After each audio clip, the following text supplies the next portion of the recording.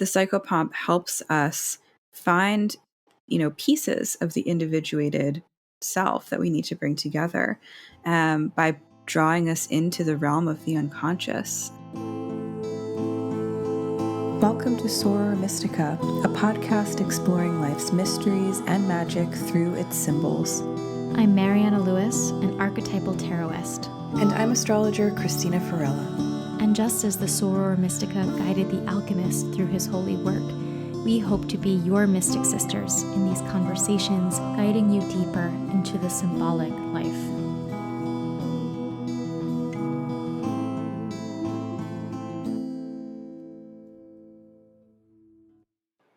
Hello, everyone. We are in our 15th episode of Soror Mystica, and today our topic is the Psychopomp. So this is something that not everybody has heard of. I think it's something that Christina and I talk about a lot. We both are very familiar with the Psychopomp image, but sometimes when I reference it, people don't exactly know what we're referring to. So I'm really excited to talk about it today. And let's start with, what are you reading? So, hi everyone. Right now, I'm reading many things. I think, as I say every single time you ask me this question. Every single time. But I have been actually sitting with Ovid's Metamorphosis quite a bit because I'm prepping for my upcoming class. So, but specifically the Horace Gregory translation, of which I had leafed through before and not spent that much time with. And I actually find it to be pretty accessible.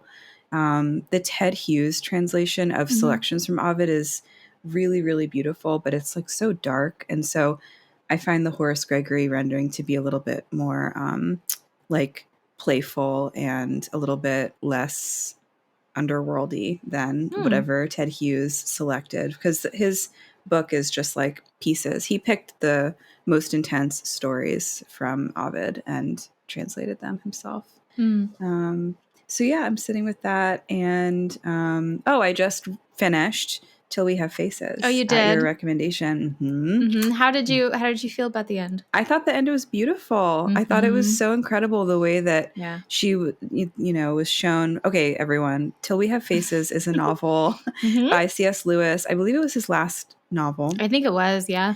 And this is coming up because Mariana recommended this to me because I really love the Psyche and Eros myth.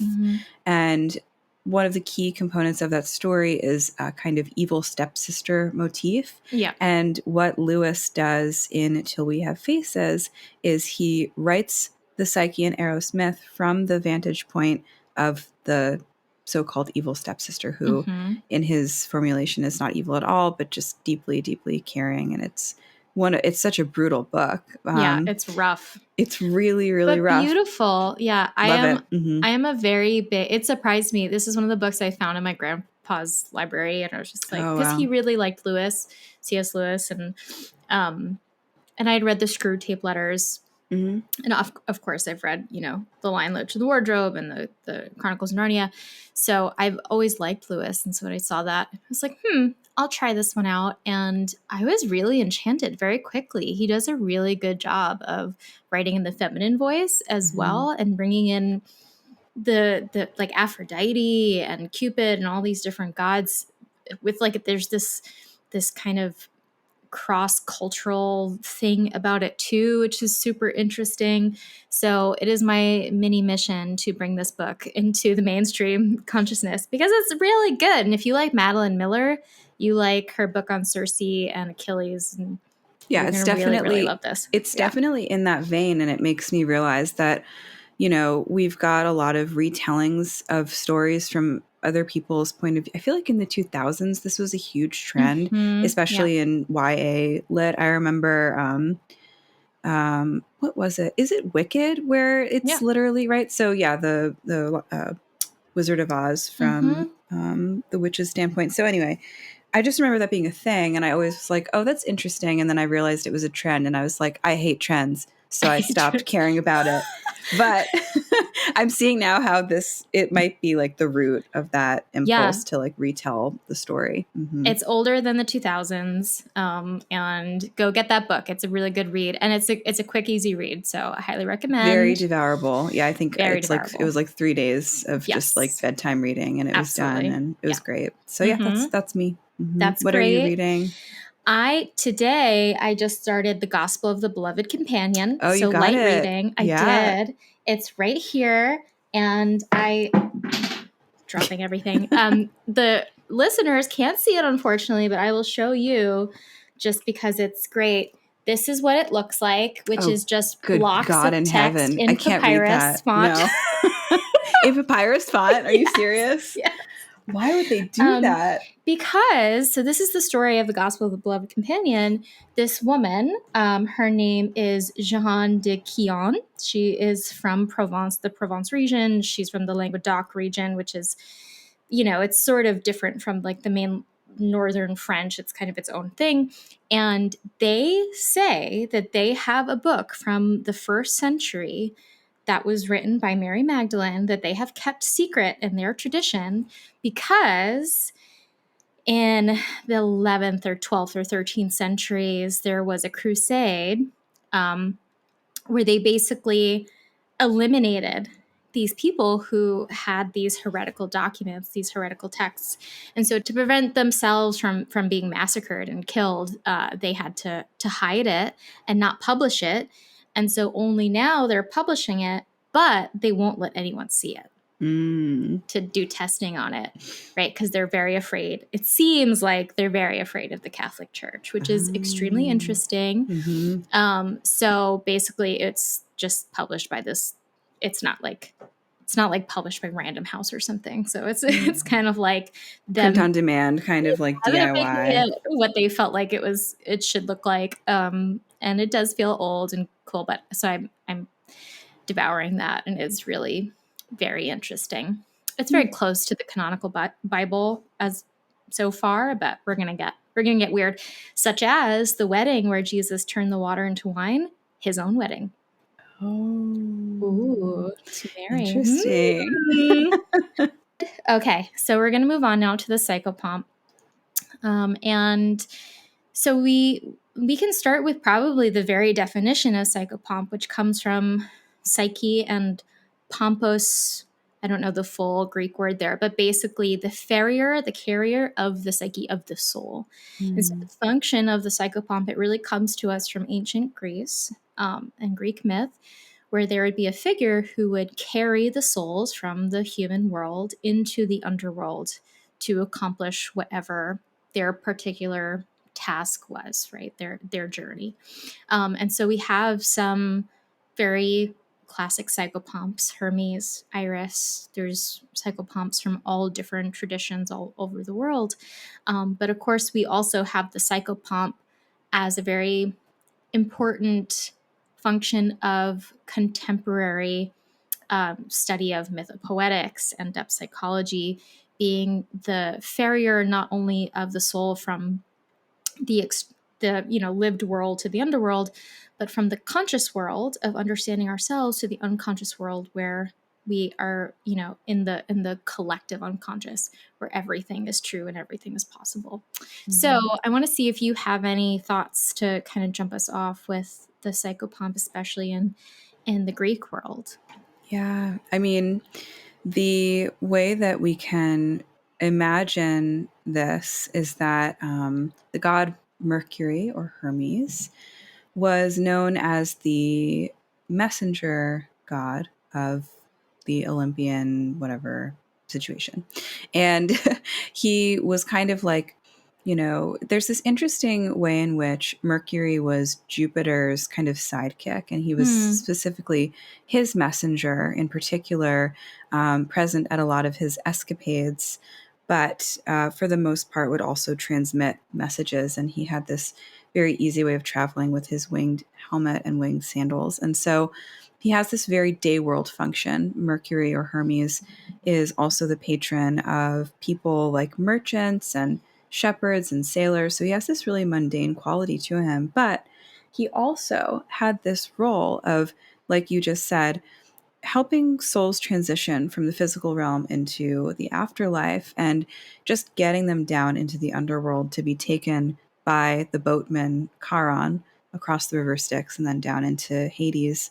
And so symbolically, I think that this is interesting because Jupiter and Pluto are brothers, right? One of them rules that day world realm, the other one is the underworld king, and Mercury has a connection to both of them in his psychopomp kind of role.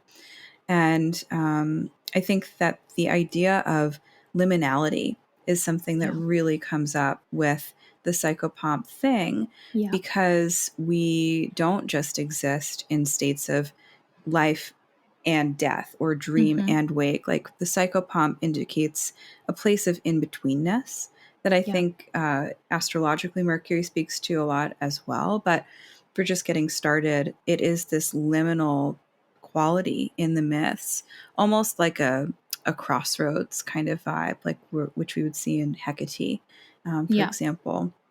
So yes, this is a kind of dual role that Mercury has. And Mercury was also the only god who could go down into the underworld and travel back unscathed without it being like a big deal or having to get permission or something like that, or fight his way out. That was just part of his function. So that sort of duality of light and dark is also built into the Mercury archetype. So yeah, that's where I would start us off. I think that's so important too. I mean, it's kind of the most essential thing about the psychopomp, in my opinion, is that it exists primarily in the liminal space. And when we think about what liminality means, it means the ability to exist between, but also to move back and forth, to move into the day world and then into the underworld. We might as well just jump right into it, because whenever I think of the psychopomp, I always think of the temperance card in the tarot, because temperance is one of these cards in the tarot that really confuse a lot of people. And it confuses us because its origins in the Middle Ages were connected to these virtues, right? So they had these 4 virtues, which were very important to experiencing yourself as a good Christian. And so temperance is the one that kind of exists, is still in the tarot in this very direct form.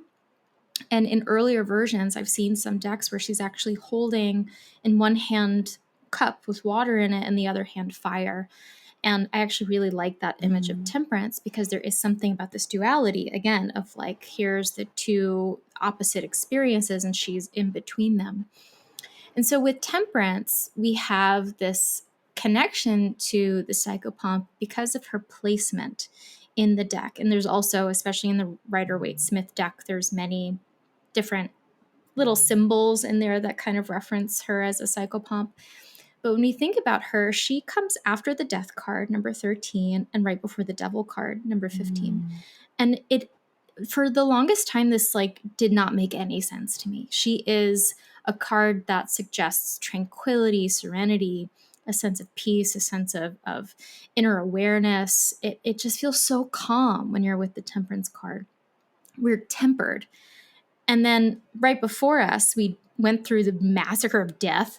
And then right after us, we're going to go confront the devil himself. So what is this card of peace doing in between? And it occurred to me, it's because it is literally the psychopomp. This is the journey that we go on after we experience the death, or basically the moment of saying, okay, we're cut off from our mortal existence. We have to go into the underworld now. This is the next stage. There is the figure that comes in and takes us there and shows us how to get there, is the carrier. And in the temperance card, we also have there's irises as a flower, which points to the Greek goddess Iris, who was the female psychopomp, sort of like the companion to Hermes, Mercury. And there's also the symbol of the 2 mountains and the path crossing, and the angel, which I really think is a symbol that we can associate with the psychopomp as well. So I think that if we're kind of just getting into what does the psychopomp do for us? What is its function? We can find that automatically in the tarot of saying it is the thing that gets us from the point of sort of the destruction to the point of really immersing ourselves in the underworld. And what I like about that card in particular is that it does it with grace and peace and serenity. It is not writhing and fighting and like, oh my God, now it's so bad. Now we're just so scared. It's like, no, this can actually be, you're carried, you're transported, you're safe in this passage. And I think too, I've mentioned this on the podcast before, but the Pearl Maiden in that medieval poem, she does the same thing where she kind of, her father goes to sleep and then she appears and is like, look, on the other side is death, basically, is the end of life and heaven and all of this, and I am the thing in between telling you that it'll be okay when you get there and you'll be safe.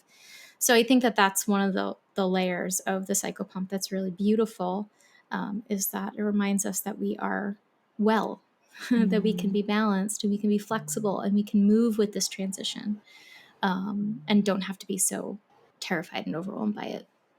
It's so beautiful. And yeah, like, gosh, there's nothing more like soothing in the moment than going to your tarot deck and having a really heavy question on your mind and then pulling Temperance. Actually, something funny happens with me with that card where I kind of will like know that that's the answer that I need when I'm having a really frenzied moment, and I'll draw a card and it'll be her. Like I'll have like a kind of like You'll image of first. it. Yes. Yeah. It's so funny. And that's the only card that happens with. And to me, it's always saying like, that's always an option, so always remember that you can turn here. But yeah, I love everything that you just shared. And the duality of fire and water in that original image is really, really compelling to me. And, we've already spent an episode talking about the elements. So if that's like a new idea to people, you can scroll back, and it's like one of our first few episodes that we talked about the 4 elements in. But the kind of duality of the creative kind of carnal with the fire, and then the intuitive lack of structure or the dream or sleep with the water element feels very much like what that could be symbolizing.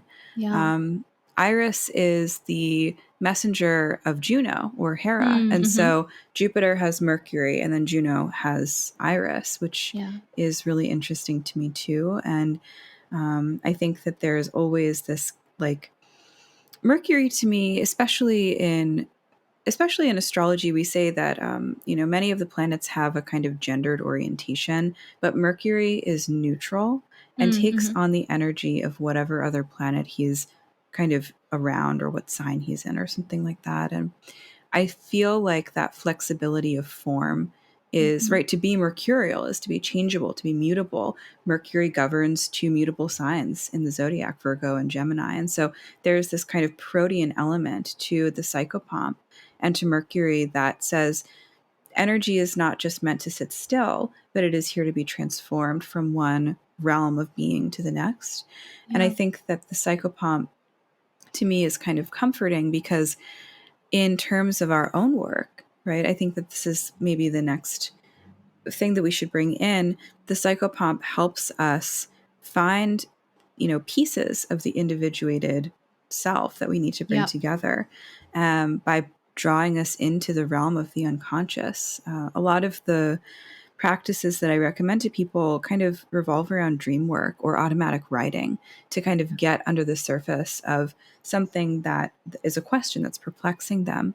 And so Mercury as a guide can very much be helpful for that. In fact, I believe that in a lot of those medieval dream narratives that we read in that horrible class in grad school, like at the beginning, the Psychopomp or Mercury is invoked, almost like at the beginning of the Odyssey or another classical epic, the muses are invoked to kind of help the poet tell the story.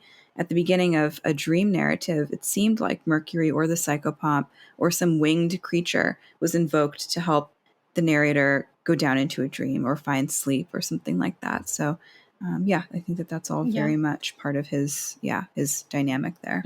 Absolutely. I think the Psychopomp is a really important figure to talk about with dreaming because bringing this out of the mythic, realm and into the psychological realm, Jung was really keen on adapting the word psychopomp into his archetypal lexicon.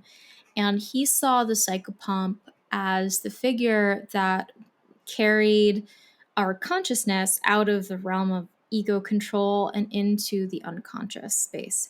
And he really believed that this was not something that we could just do, that we could just accomplish on our own. And I tend to agree with that, because we can all want to do the inner work, but we can't sit there and force ourselves to like do it and immerse ourselves in our own unconsciousness. It just doesn't work that way. And so there has to be this archetype that carries us into it. And his theory around that, it's, of course, whenever we're talking about Jung's theories of anima and animus, which is what I'm going to reference, we take it with a grain of salt. I like to remind us of that because I take it with a grain of salt personally. I really think that there is something so vital and so important there, and also something that is really outdated and just doesn't function anymore. But his belief was that in men, there was a contrasexual archetype called the anima, which was a feminine archetype. And for women, there was a contrasexual masculine archetype called the animus. And that the main function, or one of the main functions of those archetypes, was to be the psychopomp. And it's very interesting because his theory was that this contrasexual archetype, the anima or the animus, appeared to us in the dream world and was the thing that pulled us deeper into ourselves, and was the thing that allowed us to immerse ourselves in the unconscious. So for many men, they would have dreams of beautiful women or mothers or scary old witches, or however the anima appeared to them. And for many women, they'd have dreams of poet professors and warrior men and, old, authoritative father figures, and that these were how the anima and animus would appear and invite us deeper into meeting the unconscious. And I don't know how I feel about that idea. I'm not against it, but I think that there's something more to explore there. But I really do find it very interesting that he believed that this was the main function of that opposite experience in us, was to say, look, you have to go into yourself more deeply. You have to discover something about yourself you haven't known yet. And so that was one of the main things that, and he found that in alchemy too, with Mercury, who alchemists were really obsessed with. He was a very key figure in alchemy. And then also on the other side, Sophia, who was kind of Mercury's like partner in the alchemical space. So fascinating. Yeah, when I think about, I do not know as much about alchemy as you do, but I know that, the Mercurius figure is super important. And I think that that's another thing that speaks to the transformational quality of Mercury or a psychopomp or Hermes, or, Hermes Trismegistus, like all of these figures of changing consciousness or changing matter or changing the spirit or the soul. And I think that that's one of the cooler things that we can take from the psychopomp figure now. It's like, okay, this is all great, esoteric stuff, but how do we live with the psychopomp? And I think that tuning into whatever version of psychopomp nature we have inside of ourselves, right? It's an archetype that we possess, can guide us. We can be self-guided on that journey to that inward turn, to seeking something essential about the self, and finding healing in that way. And so, I think that when I think about Mercury or Hermes, or the psychopomp, I think about the caduceus, right? The staff with the two snakes and the wings on it. And it's become, in some regards, a symbol for people who are like in the medical profession now. Sometimes it's the staff of Asclepius, which just has the one snake on it. The caduceus is Hermes' staff, which has two snakes on it. So there's like a doubling, which is very Hermes, Mercury of him. And I think that I see the psychopomp as a key to healing for that reason.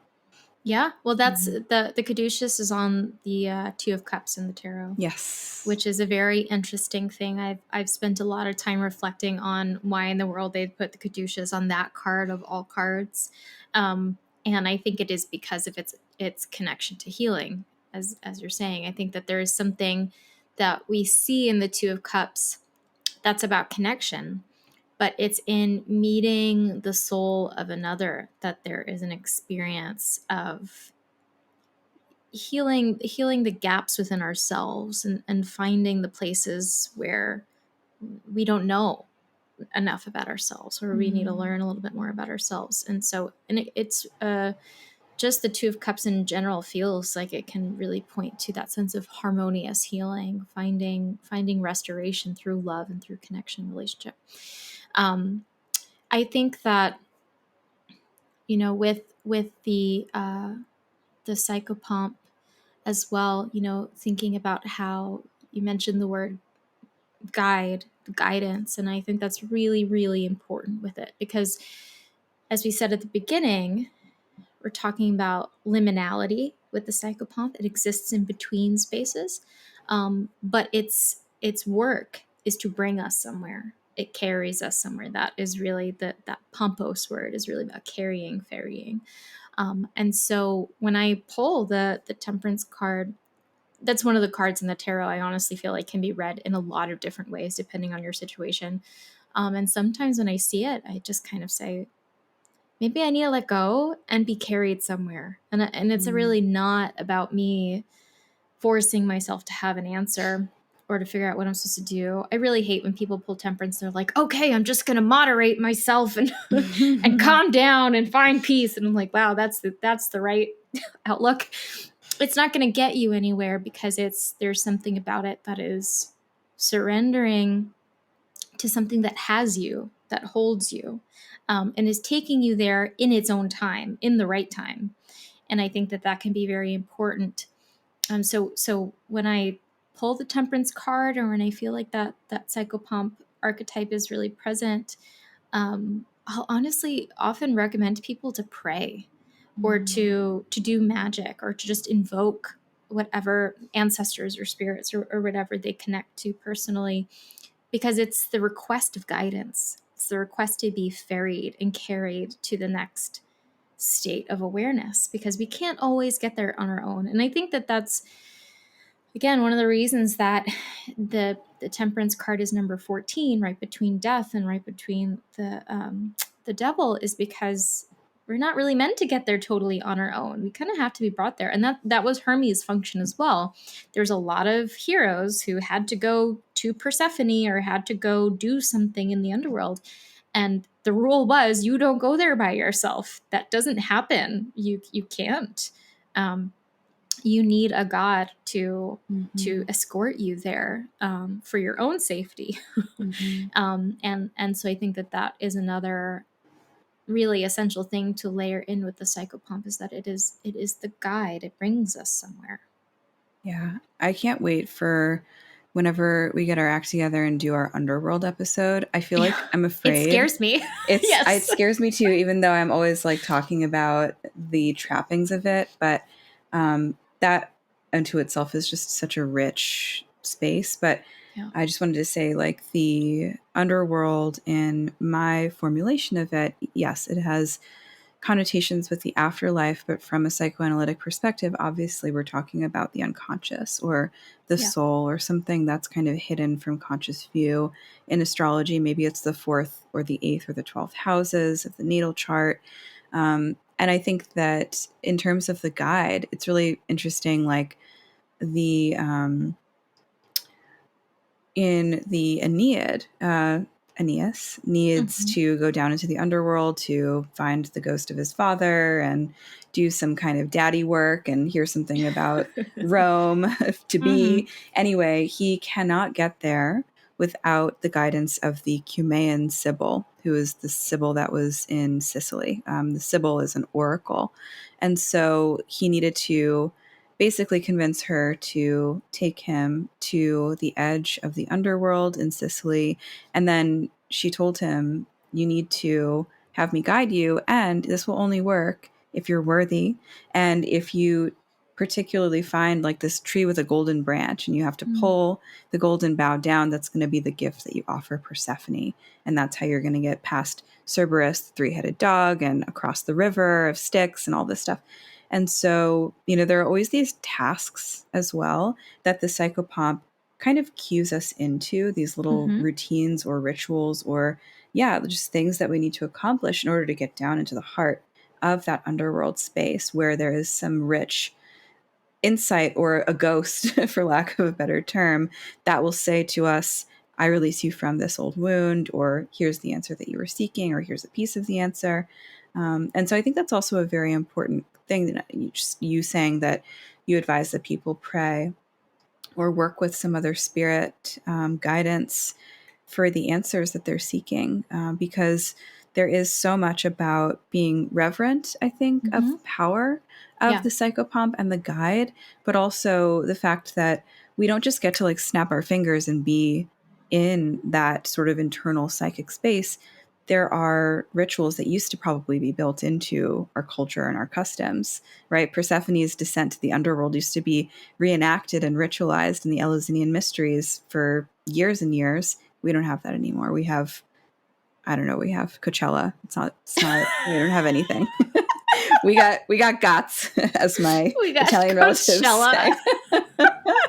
That is our Eleusinian mysteries. There's no space for this. And I think that that's really, really significant. So yes, I love the idea of being guided and then finding and discovering on your own what it is that's locked away. That's because I don't think that the Psychopomp gives us answers. I think that I see the Psychopomp as like a riddle maker or someone who poses a question, almost like, when I think about riddles, I think about the Sphinx. She was someone who just needed to give passage to Oedipus, right? I think she wasn't going to like guide him anywhere, but yeah, I feel like it's the Psychopomp poses questions, and the Psychopomp gets us into a space where maybe we're receptive to the answers. I think that that's an interesting way of putting it. Yeah, I think that's so good, because we have to, in order to enter the underworld or to enter the other space where we're supposed to get something, because it doesn't just bring us there and leave us there. It's not like, okay, we're in the underworld now, goodbye. And I mean,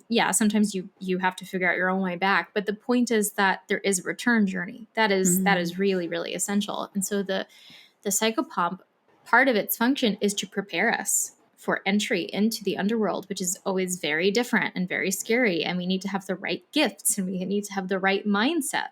I think that this is definitely something that we see in like fairy tales, where there's like a fairy godmother who is like a Psychopomp figure who's like, okay, you're gonna get the prince or rescue your brothers or whatever the task is, but you're gonna need to do this and find this and figure that out. And so I'm gonna tell you the steps you need to do along the way, and then you'll be able to actually accomplish it. And I think that's really, really important. Is it helps us develop the orientation we need of usually humility and, as you said, reverence. That it kind of helps us relinquish the ego a little bit. And I think that, coming back to the tarot, just because I am me, the Temperance card, before we get to the Devil card is a really enormous point in the tarot sequence, where we cannot meet the Devil with arrogance, because then nothing's going to be accomplished. He's just going to blow us up and kill us and ruin us.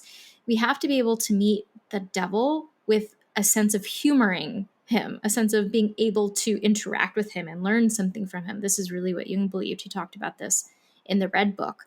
If you get the chance to meet your Devil, you better take it seriously and ask him the right questions, is basically what he said. And so Temperance, after we've gone through death and we're like raging, because we're like, where am I? How does this happen?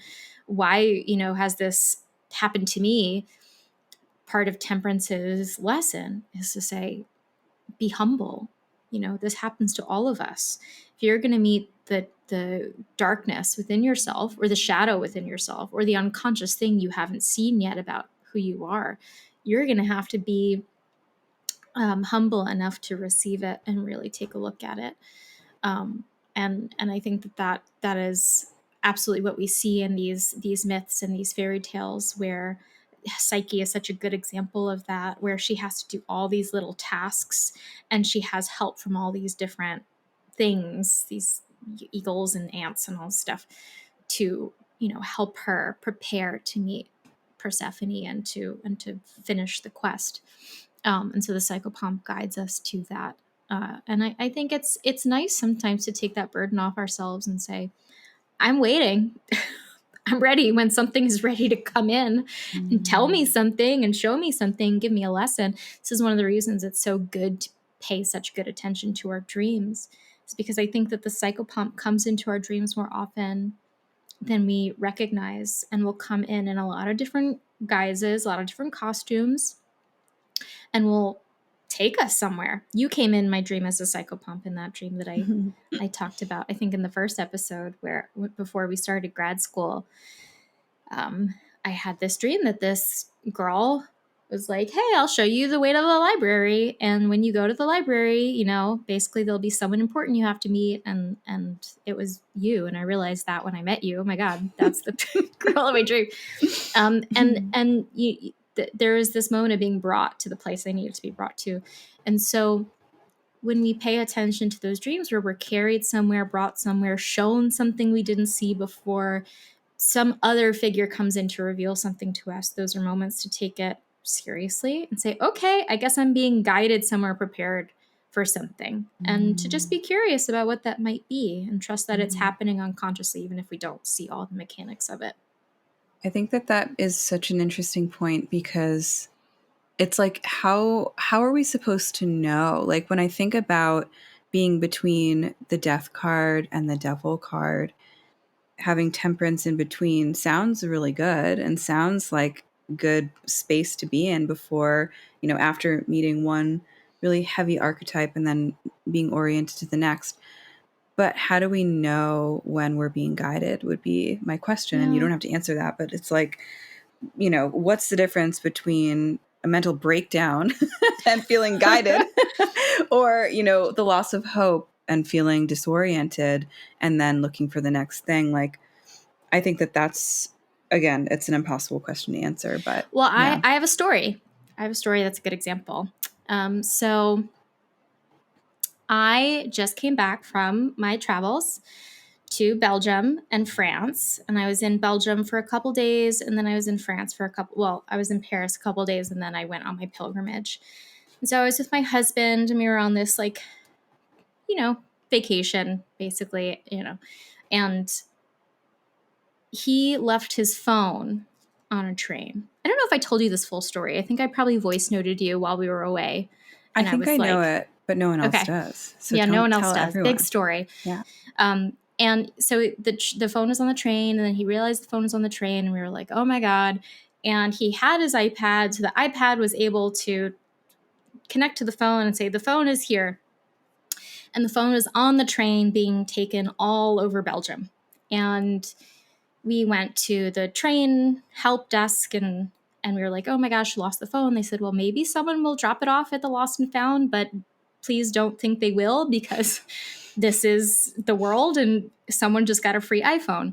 And so he was really upset. And so I was really worried, not for the phone, phones can be replaced, but worried because it was upsetting to see him upset and to lose that thing that is like the safety blanket of orienting him to, like, I'm here, I have my routines, I have my stuff. And he's an artist, and so he had a lot of his art on the phone and things. And so we checked in with the iPad, and the phone was like in the middle of nowhere, never coming back, like 100 miles away or something like that. And I'm like, okay, well, we'll just let this go at this point. And then the next morning he checked again, and it was back in the train station that was really close to our hotel, like a 5-minute walk. And so we packed up our stuff. That was the day we were taking the train to Paris. And we packed up our stuff really fast and got to the train station. And he he was really concerned. So he had the iPad and it was like trying to locate where the phone was in the train station. He's like running around trying to see if he can pinpoint it. And I was waiting on this endless line to go talk to the help desk to see the lost and found it. And I felt like I was, after this point of the death archetype, not in this enormous way, but in this small way of having lost something, having felt like there was this moment of being totally kind of disoriented. And I was like feeling very overwhelmed by this whole thing. And I could locate myself in that tarot sequence of like, this feels kind of like that death moment of like, what's going on? I feel like I've lost control. I don't really know what to do. And I've just kind of surrendered to the chaos. And I had this little pin that I had from when I was a kid of an angel. And I don't know what possessed me to take it with me. But I was like, I need to take this with me for some reason. And I took this thing out of my bag and I just held it. And I was just like, I need guidance. I need to connect to something that feels like I can let go of my need to control this and to find this phone and to make him feel better and to take away the stress and the whole thing. And I was like really, really in this state because I'm a person who likes to control things, to say it nicely. So I really wanted to control the situation, and I pulled this angel pin, and I thought, okay, I need to let go of the control. I need to let this guide us to what it's supposed to guide us to. And even though that's a tiny little small moment, it felt really good to consciously surrender and to pray or to invoke this thing that was like, hey, I'm going to ask for help right now. I'm going to ask to be guided to whatever I'm supposed to do or whatever this is supposed to pull out of me and us. And the moment that I felt like I really surrendered to that, and really locked into that archetype, that temperance archetype of being flexible and being a bit reverent and not gripping, and just being receptive to learning something. The help desk said we don't have it. He couldn't find it. And I kind of just heard this thing in my head that was like, just call it. And we had been calling it, and it was off because we were traveling. And so he was like, it's not going to work because it's not, we had been calling it. No one's picked up. And I called it and some guy picked up and was like, I have your phone. Would you like it? And we're like, oh my God, yes, we would. And some 18-year-old boy had this phone and was not a bad person and actually gave us the phone. Wouldn't even let us give him like $10 as a thank you of like doing that. And he was just like, no, this is yours.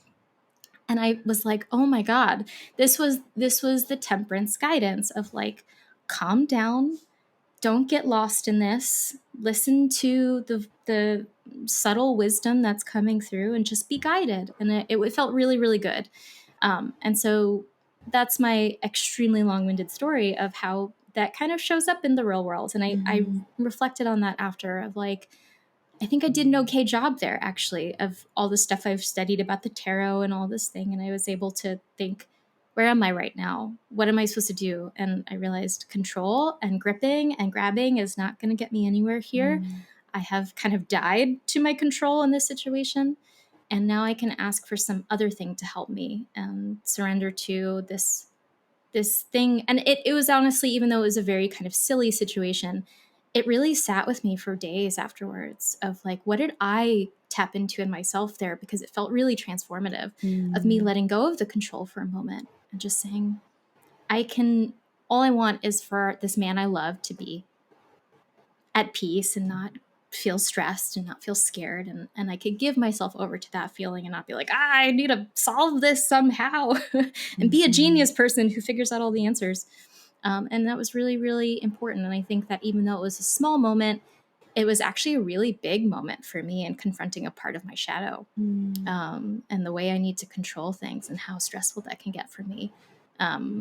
So I just psychoanalyzed myself publicly, and I hope that everyone enjoyed that. I enjoyed it. And I remember feeling very like full of emotions when I was listening to that voice note that you sent me. And I was just like, Jesus Christ, what a saga. But it's great that it turned out the way that it did, because you did get to be shown that Yeah. Kind of like giving your hope over to something else can It show was honestly, it was really moving for me, and it really surprised me. I was like on the train, and my husband's like, "Wow, that was crazy. Let's talk about it again and again and again." And I was like, I need to cry. Like, I'm so overwhelmed. I don't even know what happened, because it felt very synchronistic too. It felt like there was something listening to me and waiting for me to let go and to just give up my sense of like, I need to figure this out. And then once I did, it was like, okay, in here, there it is. And now it can be resolved. And so that was really powerful. And I felt it. I felt like I had been brought somewhere. So we have these moments, and no, we're not, and yes, in the underworld in ancient Rome, but this is how we find these archetypes, is that we just pay attention to these subtle small moments in our lives that something clicks, something feels big, something feels like it shifts in us, and we have to trust that. And we don't have to psychoanalyze it, but we just let it be, because we don't need to sit and perseverate on what the psychopomp is. We just need to be willing to follow it when it comes and it waves at us. And it's like, here's something, just like you were saying, when temperance is going to come. It's already like, we kind of know it's already calling us to go somewhere and to learn something. We just got to be willing to do that, to take that step. Yeah. Beautifully put. Love it. Yeah. Awesome. Maybe we turn to a symbol now. What do you think? Let's do it. If you're enjoying this podcast, we encourage you to leave a review or learn more about how you can support us on Patreon, where you can get access to some exciting exclusive offerings. Or you can connect with us by sharing a symbolic experience, whether from a dream or synchronicity, for us to explore on the show. Thank you to today's sharer, and please tell us your symbolic experience or connect with us on our website, sorormysticapodcast.com. Are you a small business looking to reach a targeted audience of people interested in all things esoteric?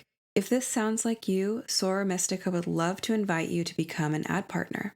We offer a highly tailored audience of mindful, curious, depth-seeking listeners, and we would be delighted to showcase your business and offerings to new hearts and new minds. Simply fill out an advertiser application form at our website, linked in the show notes below, or navigate to sorormysticapodcast.com/advertise with us. We want to let you know about a very cool spiritual small business that you should support.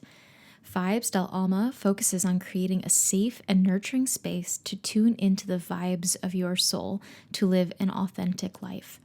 Vibes del Alma will walk alongside you through sound therapy, intuitive card readings, and astrological consultations to find the song of your soul.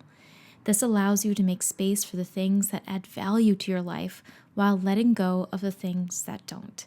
If you want to learn more, go to vibesdelalma.com or find them on Instagram under the handle vibesdelalma.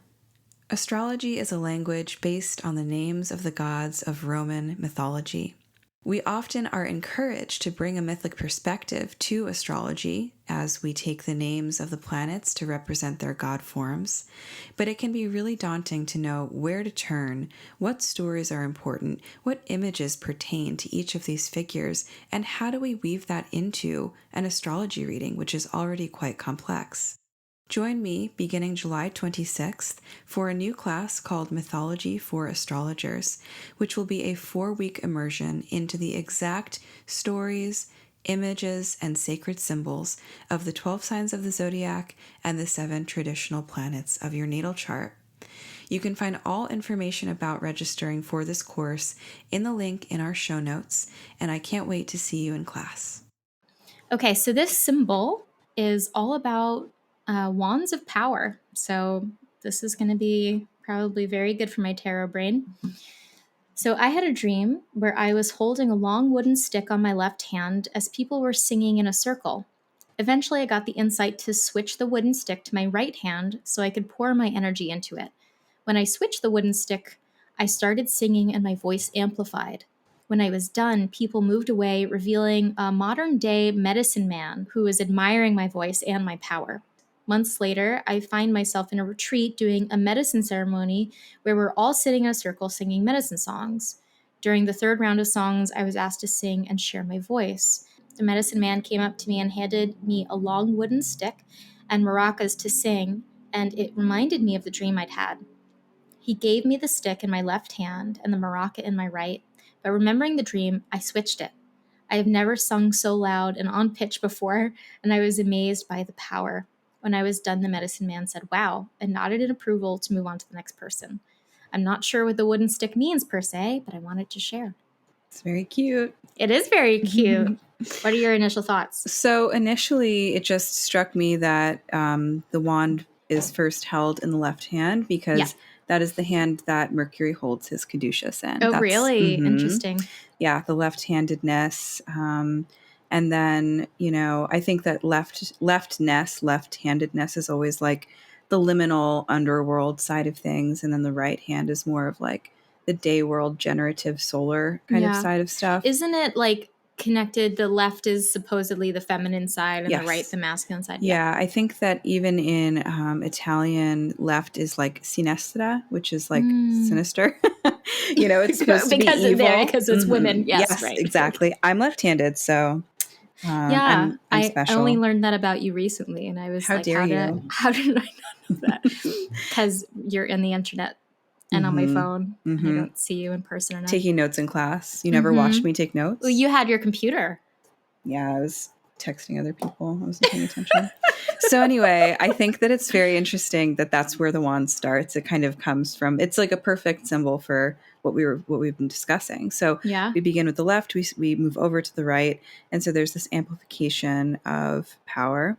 And sound, right? I think that that's also really interesting, like the voice being correlated to the right-handedness. And then the wand image, obviously. So like from my perspective, wands are very, very creativity oriented. They're associated with the element of fire, which we were talking about before with that temperance image. And I think that that's what feels most interesting to me here is like, where is the element of fire in all of this, and what does that mean for this person's self-expression? So tell me your wand thoughts.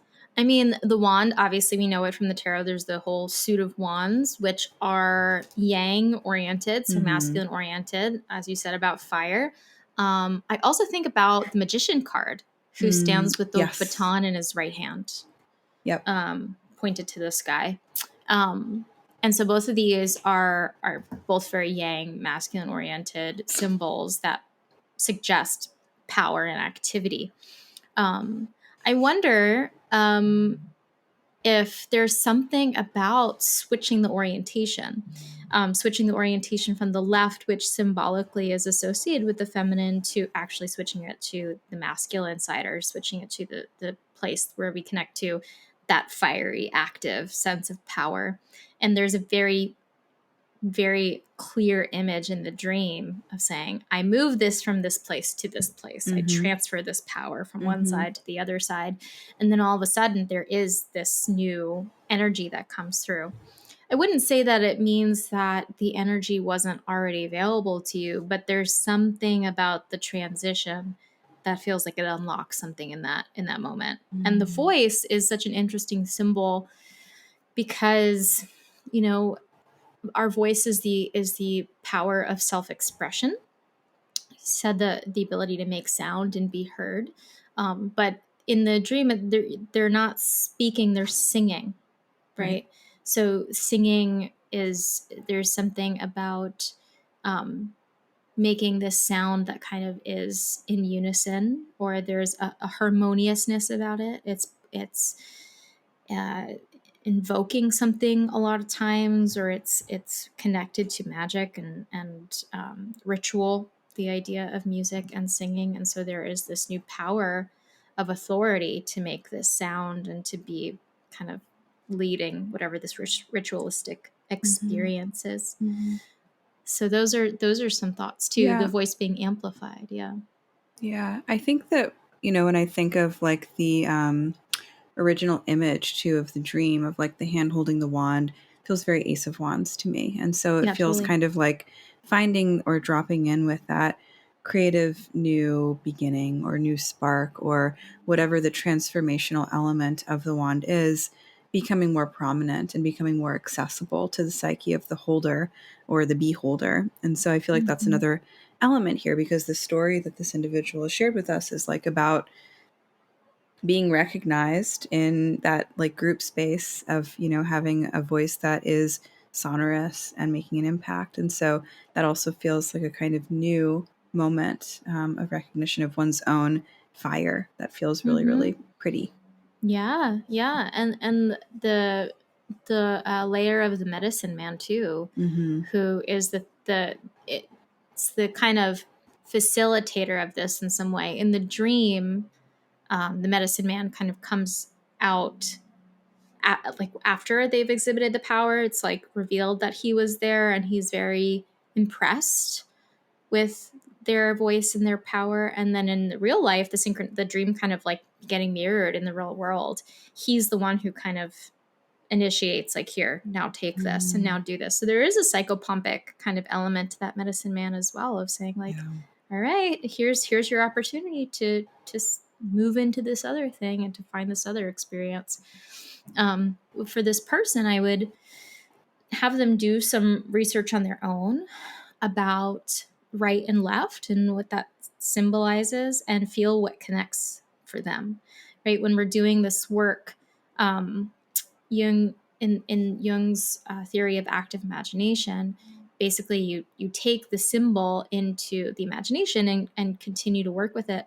But that's not the only thing that you do. You also then go and do your research. You take the symbols and you amplify them, meaning that you buy a symbols book. You make the most of Wikipedia. You actually look at these symbols and put them together to understand what they mean for you. And not all symbols are going to have associations that mean something to us. And I want to like really point that out to people. People might have, you might have the wand come up in a dream and then Google it and they're like, this is about transformation. And you're like, that doesn't really feel like what it's about for me here.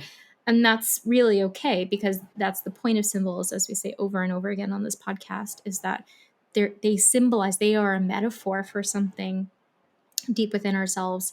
And there's a universality about these metaphors and these symbols, but they're also just filled with possibility. So I would say continue to do some research about what that right and leftedness feels like for you. See if there's poems and stories out there, things out there that show the right and the left hand. I bet that there's something really interesting there that you're going to find that kind of clicks it into place a little bit. Love it.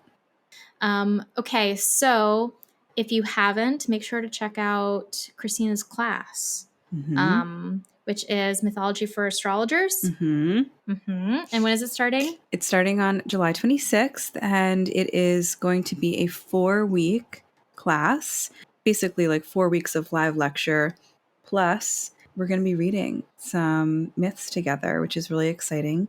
And the whole point of Mythology for Astrologers is to help people feel more confident in knowing the exact symbols and stories of myth that are really foundational to bringing a mythic perspective into reading charts. So you don't have to be an astrologer in practice to take this class. You just have to be someone who is curious about mythology. Doesn't hurt if you're astrologically oriented, but it is not a requirement whatsoever. Some people have been asking me, like, I'm not an astrologer. Can I still take this? And I'm like, yes, you can do whatever you damn well please. But you don't have to be like, reading for other people professionally. This is just my approach to setting down the foundational elements of the signs and the 7 traditional planets so that people can bring these stories into their own self-concept, basically. I'll definitely be there for at least parts of this one. Thanks. Because I'm very excited about the reading list and also all the myths that I have gaps in my brain about. So I'm very, very excited for it. And you'll definitely be talking about Mercury, the Psychopomp. I sure will. So it's going to be a great one. So make sure to go leave us a review and give us your symbols. We are collecting symbols for the summer for the next series of podcasts. So if you have an interesting dream or an interesting synchronicity, let us know about it. The link is in the description. And take care, everybody. See you next time. Bye, everyone. Thank you for joining us in our conversation today. Please consider supporting the podcast by leaving a review and following Soror Mystica wherever you listen. You can also become a more active supporter and a member of the Soror Mystica community by joining our Patreon. If you have a symbolic experience that you'd like to share with us for the podcast, you can tell us all about it at sorormysticapodcast.com. The music for this podcast is written and performed by me, Mariana Lewis, with special thanks to Stefan Lewis. You can connect with both Christina and myself on Instagram and get to know our work by clicking on the links in the show notes. As the alchemical motto goes, as above, so below, as within, so without. May this ancient wisdom continue to guide you deeper. Until next time, take good care.